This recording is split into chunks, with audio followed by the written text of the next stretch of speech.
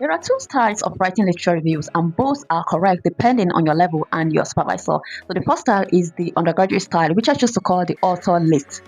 Yes, because in most undergraduate study, when you go to the literature review, you see that they are listing authors. Like their reviews always includes the author, the year, the location, the method that was used to conduct the research, and their key findings. So an example of statement that you can find in an undergraduate study is Sunday 2018 in their systematic review found that deep learning technique has the highest accuracy, specificity, and AUC in mpox forecast or surveillance.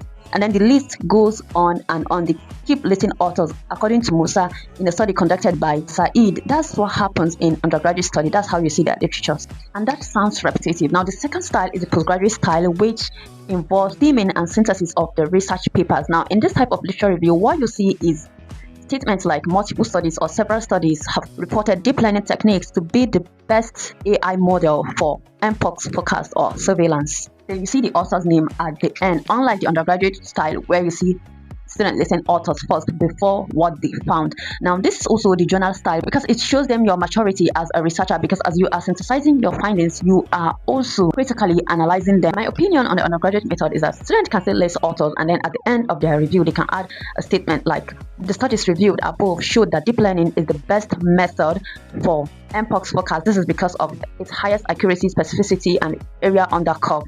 They can still do that. It shows some level of analysis or some level of thinking, like, you know that this is why it's happening. This is why everyone is saying it's the best. You are not just reporting it without understanding it.